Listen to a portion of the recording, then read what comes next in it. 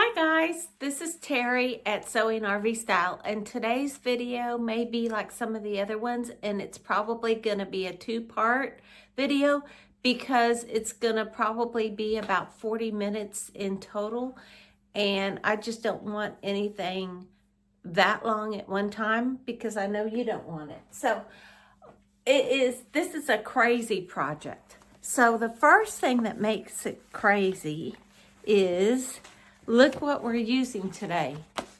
Yep, this is just a drop cloth like painters use. And I got this one at Walmart for, I don't know, maybe $10.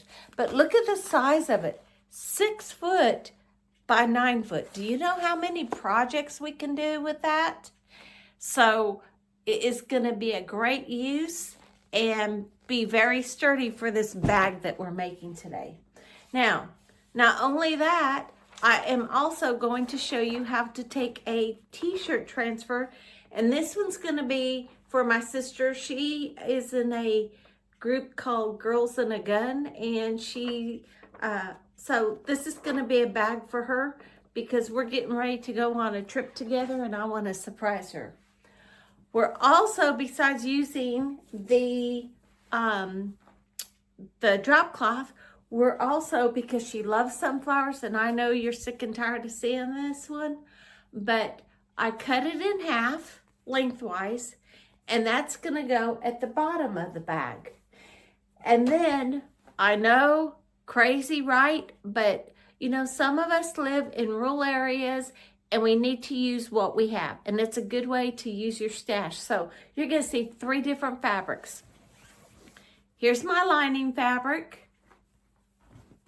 And here is my handles. And then I'm going to have 2 inside pockets out of this. So lots of different fabrics. So all the measurements that you're going to need are going to be down in the description because there's a lot of them. But let's just talk. You're going to need 2 of your drop cloth that are 13 by 21. You're going to need 2 linings that are 21 by 20. 2 of those. Again, my dish drying mat was 14 inches by 21 inches, which is the perfect length for what we're doing, right? So since it's 14 inches, I just cut it in half. And then I'm doing a zipper pocket on the inside. And this one is, let me get my notes, I'm so sorry. It is 8 inches wide by 11.5 inches long. And then I went ahead, I'm doing another zipper one or another pocket on the opposite inside that is just going to be a little pouch. So that one is 6.5 inches wide by 12 inches long. And this one I already sewed. So I'll tell you what we did. We folded it in half lengthwise. And then I stitched wrong sides out, right sides together. I stitched the 2 short ends. And I left one end open. I turned it. And then this will be sewn and it will come up. And you'll never see that. And then you need a zipper that's going to be at least as wide as your pocket. Your handles are going to be cut at 4.5 inches wide with the fabric. Now, those may come out a little bit different also because all manufacturers with the fabric is different. So 40 good inches is just perfect. And then your webbing to be encased inside. And what we're going to do is just put that in, fold this over, fold that over, and stitch on both sides all the way down. Just make sure your webbing is as long as your fabric is, and you'll be good. And so that's what we need. If you have a walking foot, you may want to use that and a jean needle. And so lots of steps. Sit back, go get your favorite beverage, and let's get started on this. One of the things I forgot to mention is we need some medium weight interfacing. That will also be in the description. So cut it a little bit shorter than your drop cloth, and mine happens to be 12 inches wide, so that's fine. And I cut it 20 inches in length. And I always just use a applique pressing sheet to lay on top so it doesn't, the heat of the iron doesn't shrink it up.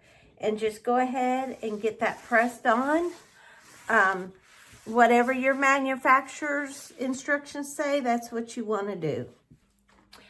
Hi guys, this is Terry at Sewing RV Style, and today's video may be like some of the other ones, and it's probably going to be a two-part video because it's going to probably be about 40 minutes in total, and I just don't want anything that long at one time because I know you don't want it. So this is a crazy project. So the first thing that makes it crazy is look what we're using today. Yep, this is just a drop cloth like painters use. And I got this one at Walmart for, I don't know, maybe $10. But look at the size of it. 6 foot by 9 foot. Do you know how many projects we can do with that? So it is going to be a great use and be very sturdy for this bag that we're making today. Now, not only that, I am also going to show you how to take a t-shirt transfer, and this one's going to be for my sister. She is in a group called Girls and a Gun, and so this is going to be a bag for her because we're getting ready to go on a trip together and I want to surprise her. We're also, besides using the drop cloth, we're also, because she loves sunflowers, and I know you're sick and tired of seeing this one, but I cut it in half lengthwise, and that's going to go at the bottom of the bag.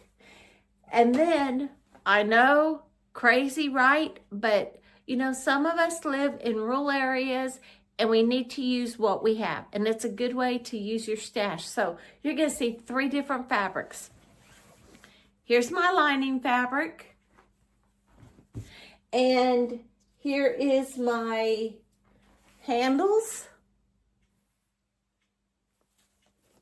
And then I'm going to have 2 inside pockets out of this. So lots of different fabrics. So all the measurements that you're going to need are going to be down in the description because there's a lot of them. But let's just talk. You're going to need 2 of your drop cloth that are 13 by 21. You're going to need 2 interfacings, or I'm sorry, linings that are 21 by 20. 2 of those.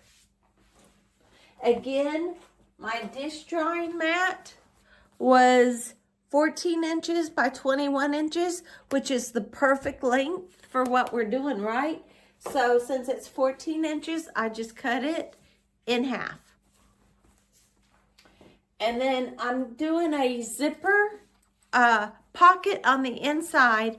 And this one is, let me get my notes, I'm so sorry. It is 8 inches wide by 11.5 inches long. And then I went ahead, I'm doing another zipper one or another pocket on the opposite inside that is just going to be a little pouch. So that one is 6.5 inches wide by 12 inches long. And this one I already sewed. So I'll tell you what we did. We folded it in half lengthwise, and then I stitched wrong sides out, right sides together. I stitched the 2 short ends, and I left one end open. I turned it, and then this will be sewn and it will come up and you'll never see that. And then you need a zipper that's going to be at least as wide as your pocket. And I promise I just use scraps. That's why you see all of this different mismatched stuff. And use what you got. Your pockets may not measure exactly like mine. It's okay. Just make sure you get a zipper. And look, I did a two-tone zipper because if you get the zipper by the yard, then it's different colors. So I used this on one of our little makeup cosmetic bags that we made using that same placemat. And so I took the other two halves and that's what I'm using. And this is much longer than what we need, but that's okay. I have it. I'm not going to waste it. And so just make sure it's as wide as your inside pocket, which mine was 8 inches. And then your handles are going to be cut at 4.5 inches wide with the fabric. Now, those may come out a little bit different also because all manufacturers with the fabric is different. So 40 good inches is just perfect. And then your webbing to be encased inside. And what we're going to do is just put that in, fold this over, fold that over, and stitch on both sides all the way down. Just make sure your webbing is as long as your fabric is, and you'll be good. And so that's what we need. If you have a walking foot, you may want to use that and a jean needle. And so lots of steps. Sit back, go get your favorite beverage, and let's get started on this. One of the things I forgot to mention is we need some medium weight interfacing. That will also be in the description. So cut it a little bit shorter than your drop cloth. And mine happens to be 12 inches wide, so that's fine. And I cut it 20 inches in length. And I always just use a applique pressing sheet to lay on top so it doesn't, the heat of the iron doesn't shrink it up. And just go ahead and get that pressed on. Whatever your manufacturer's instructions say, that's what you want to do. Okay, the next step is we're going to go ahead and put our heat transfer on our drop cloth. So I folded it in half and I pressed the seam so that I knew where the center was. And see, it has the interfacing on the inside. And then I'm going to take my transfer, whichever I want, and I'm not lining up the paper because that is not straight. What I am doing is lining up the edge of the transfer, and I'm going to put just a small little pinch right there at the top and right at the bottom, so I know where the center is. And then when my machine, this is a HTV machine, and I'll leave the link where I got it in the descriptions. And it's a great little machine for beginners. It just slides out. And if you're a beginner or you're like me and it's not your main business, it's just like a side business, it's automatic, and so it makes it really nice and easy for you. And so the drawer slides out. I lined everything up. It's in the center. I left room for my seam allowances, right? And I'm going to slide it back in. Press my little green button right there. And it just goes down and does its thing. And in 15 seconds, it's going to be done. And one of the things that I do, you don't have to do it. It doesn't call for it. But I always rub it just a little bit with a piece of fabric. I just have a white glove in my hand. just to make sure that it all stuck. And if you need to redo it, then just go and press it again for any reason. And just be really careful with it. You can also use your regular iron. I've done that too. This just makes it so much quicker. And be very careful. See all these itty bitty lines that are on my transfer? So I'm just going to be very careful pulling it up. And if I see it sticks, like see right here, it's sticking just a little bit, I'm going to go back in and I'm going to give it a good rub. And like I said, when I get through, I may need to press it just a few more seconds.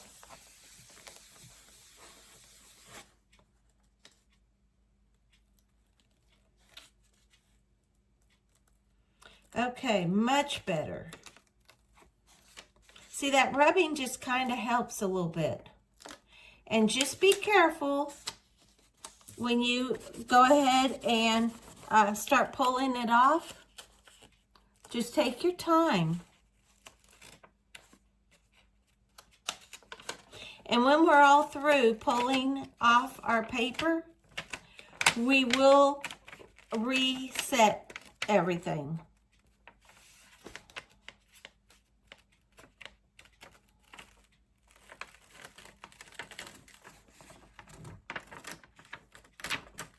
This is going to make such a cute little bag.